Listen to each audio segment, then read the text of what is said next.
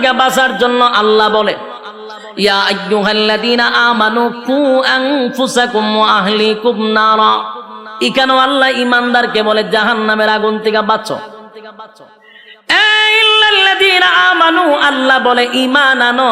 তাহলে ঈমানদারকে আল্লাহ ঈমানের দাওয়াত দেয়। কথা কম বছর ভালো লাগবে না। ইল্লাল্লাযীনা আমানু, ঈমান আনার কথা আল্লাহ বলছে। তাহলে হিসাব মিলায়া দেখা যায় ঈমানদারকে আল্লাহ ঈমানের দাওয়াত দেয়। কথা দি কইনা? প্রশ্ন হলো ঈমানদার, আমরা তো ঈমানের দাবি নিয়ে এখানে বসছি, কেউ কিন্তু বেঈমান হইয়া বসি নাই গো। সবার ভিতরে ঈমান আছে, দাড়ি আছে, টুপি আছে, নামাজ পড়ি, সর্বদিক মিলাইয়া ঈমানদার দাবি করে প্যান্ডেলের ভিতরে ঢুকলাম। এখন আমাদেরকে ঈমানের দাওয়াত দেওয়া হয় কেন? কথা কন। আল্লাহ বলেন ঈমান আনতে হবে। ঈমান তোমরা আনছি কারণ আমরা ঈমানদার দাবি করি বসছি, কিন্তু এরপরও আমাদের কাছে ঈমান মাপার কোনো থার্মোমিটার নেই। না আছে? ঈমান মাপার থার্মোমিটার যদি থাকতো আর এটা দিয়া যদি মাপ দেওয়া হতো, তাহলে দেখতেন বক্তা শ্রোতা উভয়ের ঈমানের কোটা জিরোতে দেখা দিত। কথা কয় না? কারণ আমরা কোন কথা ঈমান যায়, কোন কথা ঈমান আয় এটাই জানি না। ঈমান মাপার কোন থার্মোমিটার আমাদের কাছে নাই রে।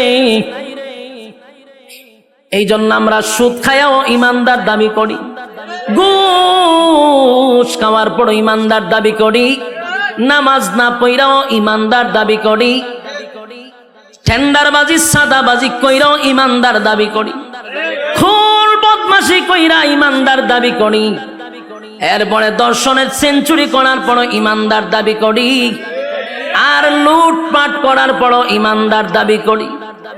বাস্তব না বাস্তব? এর একটা কারণ হলো ঈমান মাপার কোনো থার্মোমিটার নাই, যার কারণে সবাই দাবি কইরা বসে রয়েছি আমরা ঈমানদার ঈমানদার।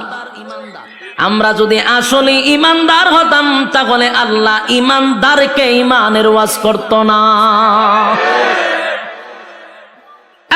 যুবক ভাই, ঈমান এমন একটা বড় নিয়ামত, ঈমান সবচেয়ে বড় নিয়ামত। ঈমান কেমনে যায় আমরা জানিও না। হাসতে হাসতে ঈমান আমরা বিক্রি করে দেই। 5 টাকার চার কাছেও ঈমান বিক্রি হয়। কথা কই না দি?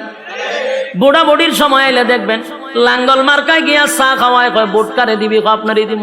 চা আপনি খাওয়াইছেন, বুট আপনারই দিব। এবার আনারস মার্কা চা খাওয়াইছে, বুট কারে দিবি, আপনারই তো দিব। চা না আপনি খাওয়াইছেন? বলে হ্যাঁ। একতারা মার্কা গিয়া জিগায় বুট কারে দিবি, কফি খাওয়াইলাম, বুট কারে দিবি, আপনারই দিব। বলুন তো দেখি বুট কয়টা দিল? কয়জন রে? বুট একটা দিল 3 জন রে। ঈমান আছে না গেছে? তাহলে আমাদের অভ্যাস এত খারাপ, 5 টাকার কাছে ঈমান বিক্রি হয়। কথা কয় না? আবার অনেক মানুষ ফার্মেসিতে কদিন আগে আমি গেলাম, দেখি এক বেচারা ডাক্তার রে কইতেছে কালকা ওষুধটা না খাইলে মরি গেছিলাম বুকের ব্যথা। তার মানে ওষুধে তারে বাঁচাইছে।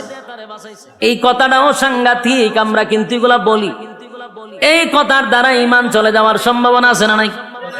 ওষুধ আমাকে বাঁচাইতে পারে না। আবার অনেকে বলে আমার সন্তানটা যদি বিদেশে না থাকতো না খাইয়া মরতাম। হয়নি? কোন কথায় ঈমান যায় আমরা জানি না। যুবক ভাই, আমাদের ঈমান দে আমাদের কাছে থাকে না, এটা আল্লাহ বালা কইরা জানে। কথা কয় না? আমাদেরকে আল্লাহ বলেন বান্দারে জায়গায় বে জায়গায় মাথা টেকাইলো কিন্তু ঈমান যায়। কথা কই না দি?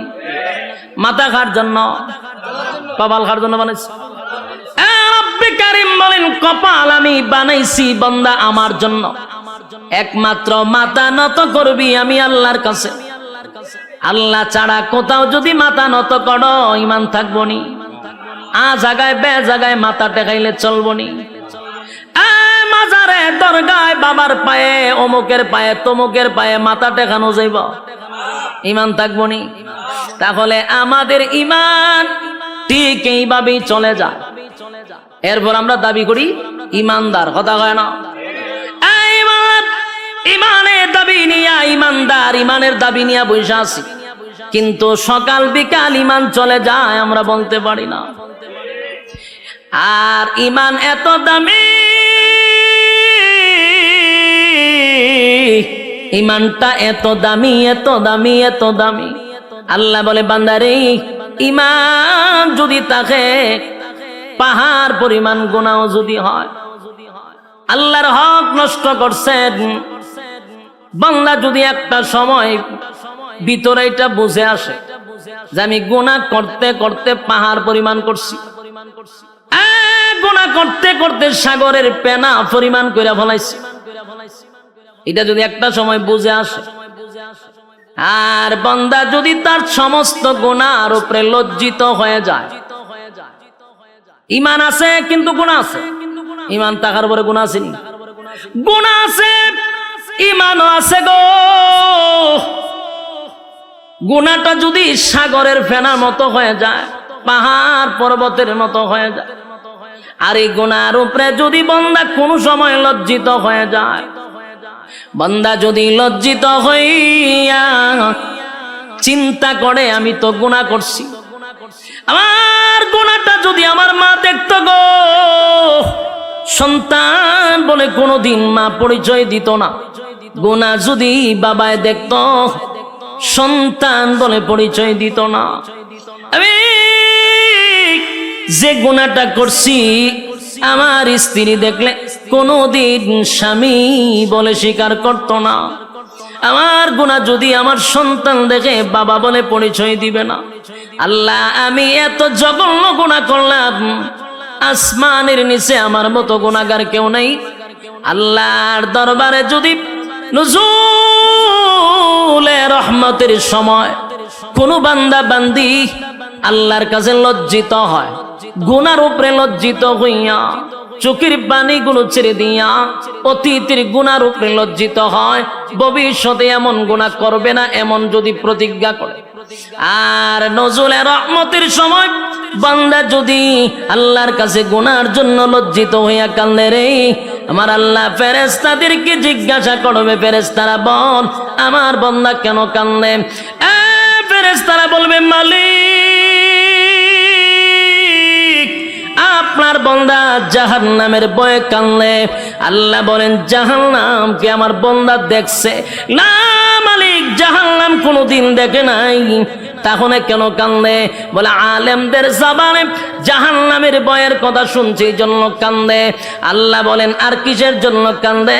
বলে মালিক রে আপনার বান্দা জান্নাতের আশায় কান্দে।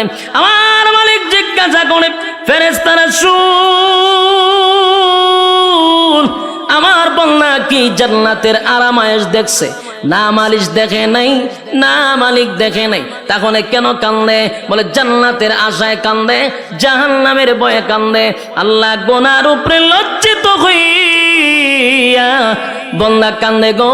আল্লাহ বলেন নজুলে রহমতের সময় তার জিন্দেগির গুনার উপরে লজ্জিত হয়ে গেছে, যেই সময় পশু পাখিরা ঘুমায়া যায়, যেই সময় মানুষ তার স্ত্রী পুত্র লইয়া ঘুমায়, ঠিক এই মুহূর্তে বান্দা আমি আল্লাহর কুদরতি পায়ে পড়িয়া বান্দা কান্দে, আমি আল্লাহর কুদরতি, আমি আল্লাহর রহমতের মধ্যে জোশ উঠে গেছে। বান্দা ওয়াদা দিলাম, বান্দায় যদি চোখের পানি ছেড়ে দিয়া কান্না শুরুই করে দিল, লজ্জিতই হয়ে গেল, আমিও ফেরেশতাদেরকে সাক্ষী রেখে ওয়াদা করলাম আমার বান্দার সমস্ত গুনাহ চোখের পানিটা নাকের ডগায় আসার আগে আগে জিন্দেগির সব গুনাহ মাফ করে দিলাম। একটা জবান বন্ধ রাখবেন না, কোন আল্লাহু আকবার, আরো জোরে কোন আল্লাহু আকবার। গুনার উপরে লজ্জিত হয়, রব্বে কারীম বলেন গুনার উপরে লজ্জিত হইলে আমি মাফ করে দেই, কিন্তু শর্ত হলো ঈমান। জোরে কোন শর্ত হলো? গুনাহ করার পরে আল্লাহ বলেন আমার হক নষ্ট করলে মাফ করে দিব। ঈমানটা লইয়া যদি কবরে যাস, আল্লাহ কয় গুনার কারণে হয়তো বা জাহান্নামের আগুন দিয়া জ্বালাবো পোড়াবো, কিন্তু ঈমান নামক দৌলতের কারণে আমি আল্লাহ তোর একটা সময় হলো জান্নাতে দিব। সুবহানাল্লাহ। বলুন কিসের কারণে? ঈমানের কারণে। ঈমান যদি থাকে গো, আমার মালিক বলেন জাহান্নামের আগুনে পোড়াইয়া তোরে জান্নাত দিব। আর ঈমান যদি না থাকে অনন্তকাল জাহান্নামের আগুনে জ্বলতে হবে। কথা হয় না? ঈমান এত গুরুত্বপূর্ণ, ঈমান এত গুরুত্বপূর্ণ, এই জন্য আল্লাহ বলেন ইল্লাল্লাযীনা আমানু, ঈমান আনতে হবে আমি আল্লাহর উপরে। ঈমান কার উপরে? যুবক ভাই, ঈমান সাধারণ কোনো বিষয় না। যত বেশি ঈমান আপনার মজবুত হবে তত বেশি পরীক্ষা আসবে। কথা হয় না? নরমাল ঈমানদারের উপরে তো পরীক্ষা হয় না। কথা এখন ঠিক নেই। ঈমান যত শক্ত পরীক্ষা তত বেশি। প্রত্যেকটা মুমিনের উপরে পরীক্ষা হয়, কিন্তু এই পরীক্ষায় উত্তীর্ণ হতেই হবে। পরীক্ষা ছাড়া কেউ জান্নাতে যেতে পারবো? কথা হয় না দি? প্রত্যেকটা মুমিনের পরীক্ষা হবে, ঈমানের পরীক্ষা হয়। ঈমানের পরীক্ষা না দিয়া কেউ জান্নাতে যেতে পারে না। যুবক ভাইরা, আজকে গোটা পৃথিবীর মধ্যে তাকায়া দেখেন, ফিলিস্তিনিরা এখন ঈমানের পরীক্ষা দিতেছে। কথা হয় না? ঈমানের পরীক্ষা ফিলিস্তিনিরা দিতেছে। আমরা বৈশা বৈশা শুধু নিন্দা জানাবো না, আমাদের জন্য পরীক্ষা শুরু হয়েছে। কথা কই না দি? ফিলিস্তিন মার খায় আর আমরা এখানে বৈশা বৈশা শুধু নিন্দা জানাই, কিন্তু আমরা জানি না ঈমানের পরীক্ষা বাংলাদেশের মুসলমানের উপর শুরু হয়েছে। ঠিক বাড়ি দিয়া কইবে? পাকিস্তানের উপর ঈমানের পরীক্ষা শুরু হয়েছে। 57টা মুসলিম দেশে ঈমানের পরীক্ষা শুরু হয়েছে, কিন্তু আমরা মুসলমান লাল চামড়া কুত্তা গলির পা ছাড়তেছি, পরীক্ষার খবর নাই। বাস্তব না বাস্তব? লাল চামড়াদের পা চাড়তেছি প্রত্যেকটা মুসলমানের দেশে, প্রত্যেকটা নাগরিক, প্রত্যেকটা ঈমানের উপরে পরীক্ষা শুরু হয়ে গেছে। বাংলাদেশে বসে আছি, ঈমানের পরীক্ষা শুরু হয়েছে নি? পরীক্ষা শুরু হয়ে গেছে। মুসলমানের রক্ত ঝরতেছে আর তুমি তসবিহ টপলে এখন চলবে না। এখন কি তসবিহ যাওয়ার সময়? সম্মানিত সুধী, গোটা বিশ্বের সব মুসলমান ঐক্যবদ্ধ হতে হবে, এক প্ল্যাটফর্মে আসতে হবে। বিশেষ করে আমরা যারা আছি, আমাদেরকেও সর্বপ্রথম এক হতে হবে। ঐক্য ছাড়া বিকল্প কোনো রাস্তা নাই। আপনারা কি আওয়াজ করতাম? আমরার মধ্যে ঐক্য নাই, কপাল তো আমরার খারাপ। এতগুলা ইসলামিক দল না হইয়া যদি সব মিললে একটা হইতো, কিতা বুঝুন? রামবামরা কথা কইবার সাহস পাইতুন আমরার লগে, কিন্তু আমরা 15 জন হইলে একটা ব্যানার লই, আমি একটা দল, 20 জন হইলে আরেকটা দল। ওমা, দলের অভাব নাই। এত দল বাংলাদেশ, সব দল ভেঙ্গে একজনের নেতৃত্বে যদি আমরা যেইভাবে আহমদ শফী সাহেবের নেতৃত্বে সবাই এগিয়ে চলছিল, এইভাবে যদি আবার এক হতে পারি, আল্লাহর কসম এই দেশে ইসলামের পতাকা উড়বে ইনশাআল্লাহ। ঐক্য ছাড়া সম্ভব না। কিন্তু এখন আমরা ঐক্যই না ফাটল সৃষ্টি করব। এই জন্য আমাদের উলামায়ে কেরামদের উচিত, আমরা এখন ঐক্য হওয়া দরকার। মাঝখানে ডুইক্কা ফাটল সৃষ্টি করার কোনো দরকার নাই।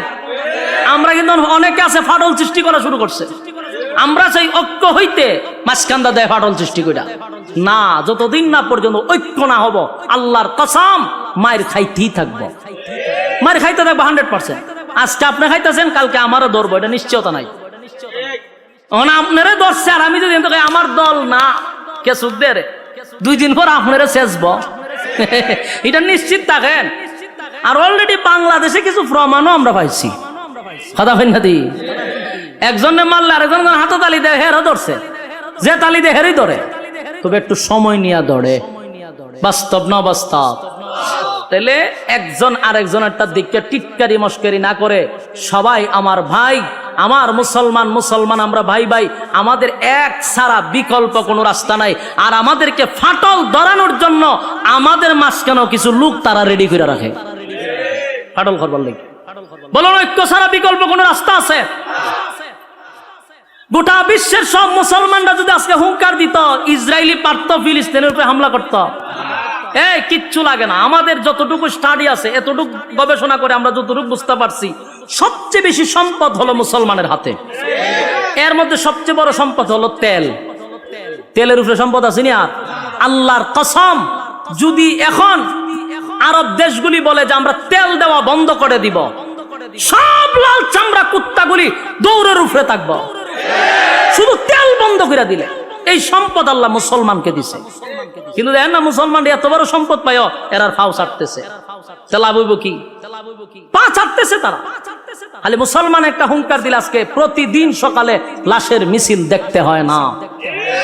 এর একটা কারণ হলো আমাদের মধ্যে ঐক্যই নাই, ঐক্য নাই। সাবধান, ঐক্য চাই যে কোনো দলের হোক।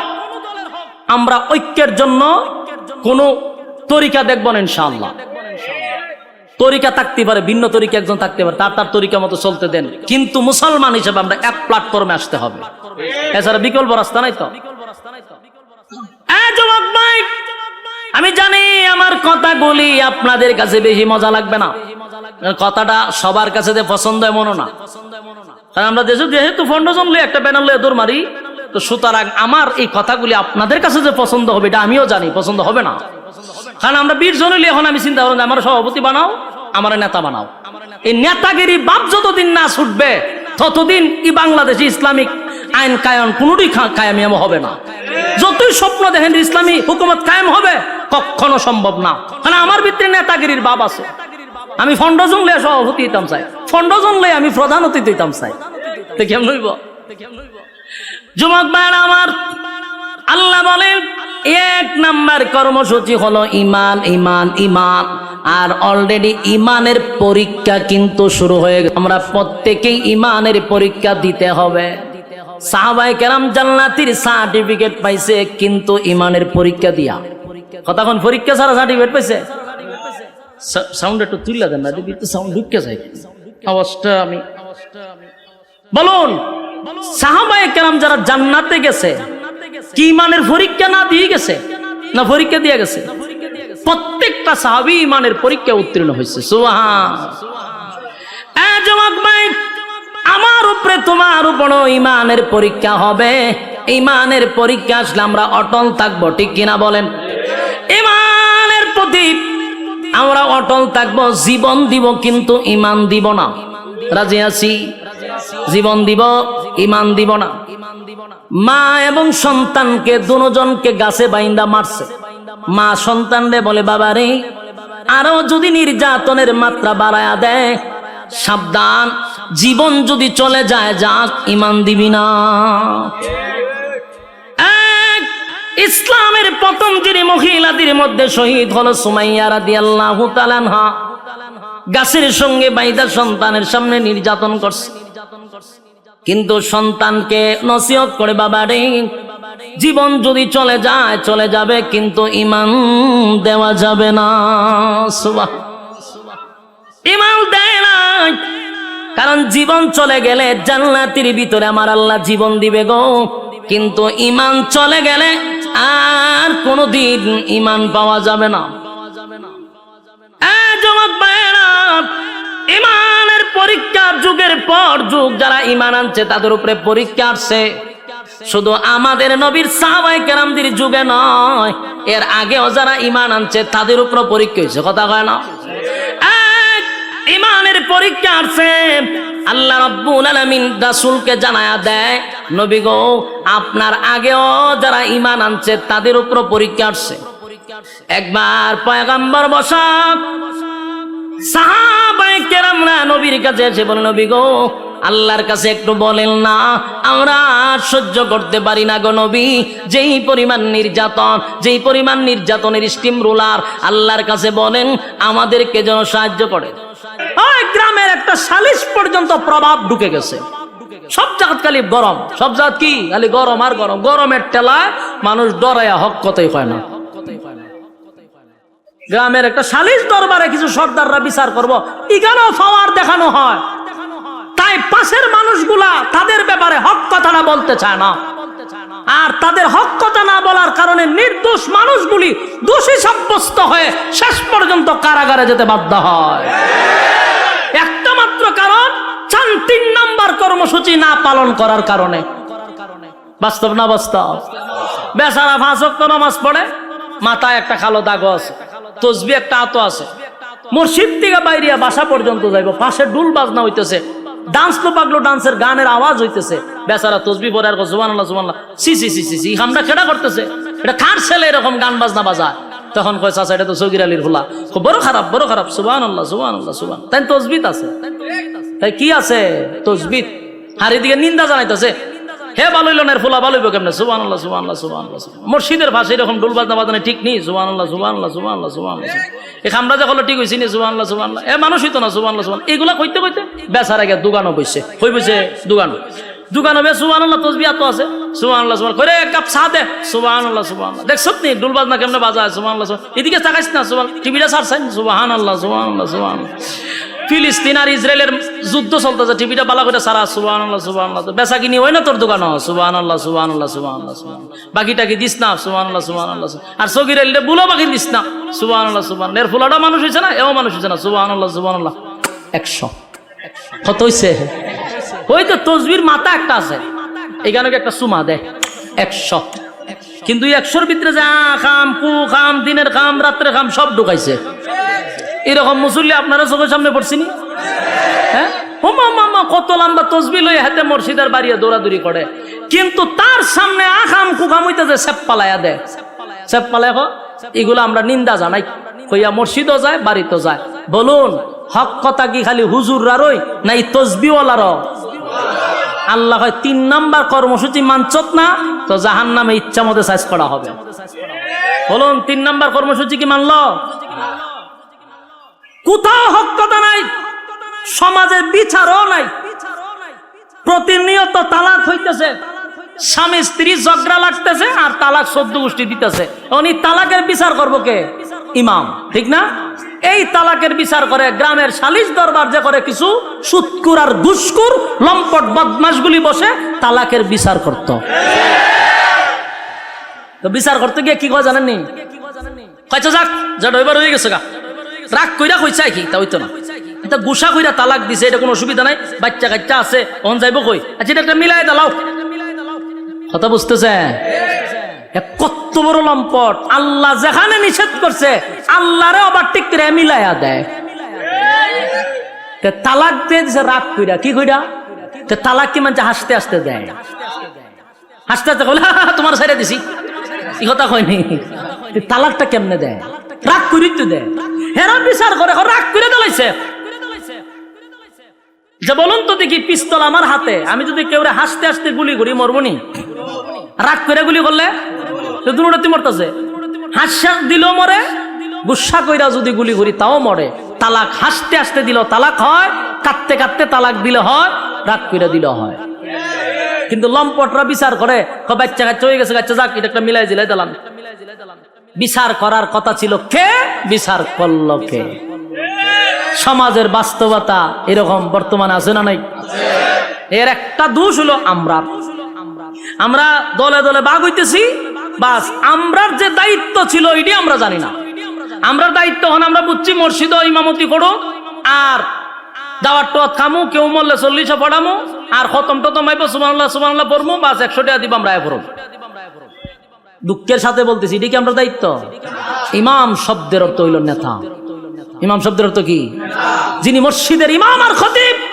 একটা চেয়ারম্যানের চেয়ে তার পাওয়ার বেশি, এলাকার সমস্ত সালিশ দরবার তার করা দরকার ছিল, ঠিক কিনা বলেন?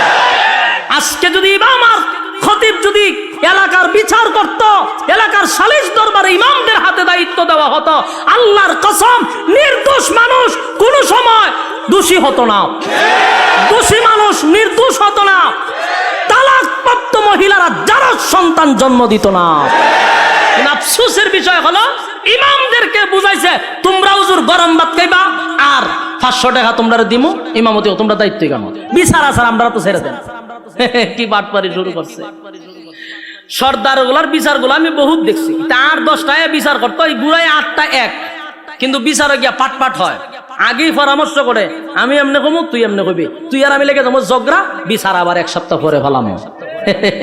আমি নিজে উপস্থিত ছিলাম এর এই মিটিং এর মধ্যে, আমি তো তার সাথে চলি। এই গ্রুপটা যখন এইসব আলাপ করতেছে আমি দাঁড়ে বোয়া করে, আমি বলি আমি বুঝি করে হুজুর আপনি তো বুঝতেন না। আমি সব বনাস, এটা আমার ওয়াজ না হওয়া পর্যন্ত আমি ঠান্ডা হইতাম না, সারা দেশের মানুষের উনাই দিব আমি। হেরা বইয়া নিয়ত করতে আমরা যখন করে এক সপ্তাহ ধরে তো বিচার হইতেছে না, কিতা করান খাল খাতে আমি শেষ করে ইসলাম, তুই তো মাঝখানে বাধা দিলি, কয়ে বেটা আজকেও বিচার হইতো না, আমি কমে এমনে তুই কবি এমনে, তুই কবি এমনে, বাস লাগে তোমার চোখা, আবার এক সপ্তাহ পরে। এর লাভটা কি জানেননি? প্রত্যেক বিচারের ডেটে একটা করে বেনসনের প্যাকেট 1000 টাকা করে পকেট, বিচারের আগে ভাউটি পায়। এই হচ্ছে সালিশ দরবারের অবস্থা। সত্য না মিথ্যা? আর বর্তমানে গরিবের তো বিচার নাই, ও যার টেকা নাই এর বিচারও নাই। বাস্তব না বাস্তব? সত্য না মিথ্যা? আওয়াজ দিয়ে কোন সত্য কথা বলে যাই, মন দিয়ে শোনেন সবাই, সত্য কথা বলে যাই, মন দিয়ে শোনেন সবাই, এই সমাজের কোনো কাজে শান্তি তো ভাই মোটে নাই, এই সমাজের কোনো কাজে শান্তি তো ভাই মোটে নাই। সত্য কথা বলে যাই, মন দিয়ে শোনেন সবাই, এই সমাজের কোনো কাজে শান্তি তো ভাই মোটে নাই, এই সমাজের কোনো কাজে শান্তি তো ভাই মোটে নাই। অফিস আদালতে বাইরে ঘুষ বিনা চলে না কাম, ঘুষ পাইলে সব সারেরা বলে না সে নয়েল কাম। বাস্তব না বাস্তব? অফিস আদালতে বাইরে ঘুষ বিনা চলে না কাম, ঘুষ পাইলে সব সারেরা বলে না সে নয়েল কাম। ঘুষ না দিলে আদালতে, বাস্তব না বাস্তব? ঘুষ না দিলে আদালতে মেলে না গরিবের ঠাই, এই সমাজের আদালতে গরিব দুঃখীর বিচার না। বাস্তব না বাস্তব? দেখা নাই বিচার নাই, কথা হয় না দি? দেখা নাই দাঁড়ে দাঁড়ে ঘুরতেছে, কোর্টের বারান্দায় বারান্দায় ঘুরতেছে, টাকা নাই বিচার নাই। আর টাকা আছে, ওয়েলকাম, প্লিজ সিট ডাউন। কি লাগবে, গরম না ঠান্ডা? ওই যে টেকা আছে, স্যারে ডাক দেন, বসেন, কি খাইবেন স্যার? গরম না ঠান্ডা দিতাম। আরেকবার দুয়ারের ভাগা ভাগে ঘুরতেছে, দরজার কিনারায় কিনারায়, বিছান নাই। আর হেরে কয় বসেন, গরম না ঠান্ডা। বাস্তব না বাস্তব? অফিস আদালতে বাইরে ঘুষ বিনা চলে না কাম, ঘুষ পাইলে সব সারেরা বলে না সে নয়েল কাম। ঘুষ না দিলে আদালতে বাইরে, ঘুষ না দিলে আদালতে মেলে না গরিবের ঠাই, এই সমাজের আদালতে গরিব দুঃখীর বিচার নাই, এই সমাজের আদালতে গরিব দুঃখীর বিচার নাই। সত্য কথা বলে যাই, মন দিয়ে শুনেন সবাই, সত্য কথা বলে যাই, মন দিয়ে শুনেন সবাই, এই সমাজের আদালতে গরিব দুঃখীর বিচার নাই। কথা হয় না? নামদারি কত থেকে মুসলমান নামাজ রোজা ছাড়িয়া, খাজা বাবার নামে গান গায় ঢোল তো বালা বাজাইয়া। নামদারি কত থেকে মুসলমান নামাজ রোজা ছাড়িয়া, খাজা বাবার নামে গান গায় ঢোল তো বালা বাজাইয়া। আরে গঞ্জার কুলকে টান মারিয়া, আবার গঞ্জার কুলকে টান মারিয়া খাজা বাবার শান দেখায়। কেউ ভাই আবার নবী দাবি করে ইমানটা হারায়, কেউ ভাই আবার নবী দাবি করে ইমানটা হারায়। সত্য কথা বলে যাই, মন দিয়ে শুনেন সবাই, এই সমাজের কোনো কাজে শান্তি তো ভাই মুঠে না। বাস্তব না বাস্তব? কথা বলতে হবে। রব্বে কারিম বলেন 3 নাম্বার হলো হক কথা। কর্মসূচি যদি মানুষ, প্রত্যেকটা মানুষের উপরে দায়িত্ব হলো হক কথা বলতে হবে। হক কথা বলতে গিয়া ইমামের ইমাম নাও থাকতে পারে, খতিবগিরি নাও থাকতে পারে, বক্তাগিরি নাও থাকতে পারে, সালিশ দরবারে সরদারি নাও থাকতে পারে, কিন্তু আল্লাহ বলছেন 3 নাম্বার কর্মসূচি হলো ইমাম। ইমান আনতে হইলে কয় নাম্বার? 3 নাম্বার কর্মসূচি কি? হক কথা। জোরে এখন 3 নাম্বার কর্মসূচি কি? হক কথা বলতে হবে। এবার হক কথা যদি না বলেন, কিয়ামতের ময়দানে আল্লাহর দরবারে জবাব দিতে হবে। কথা কয় না? যুবক ভাই, 4 নাম্বার হলো 4 নাম্বার হলো সবর করা। 4 নাম্বার কি? ধৈর্য ধরা। সবর যদি থাকে, তাহলে যার ভিতরে ধৈর্য আছে সে ঈমান আছে। ইমানদারে ধৈর্য দিয়ে রাখতে হবে। যার ভিতরে ধৈর্য নাই তাহলে ইমান রাখা কষ্ট। 2 নাম্বার হলো নেক আমল, তাও ধৈর্য লাগবে। ধৈর্য ছাড়া কি নেক আমল করা যাবে? কথা হয় না, ধৈর্য লাগবে নেক আমল করতে গিয়া। 3 নাম্বার হলো বান্দারে, 3 নাম্বার হলো হক কথা, এটাও ধৈর্য লাগবে। তাই সবরটা লাস্টে রাখছে। 1 নাম্বার ইমান, 2 নাম্বার নেক আমল, 3 নাম্বার হক কথা, 4 নাম্বার ধৈর্য সবর।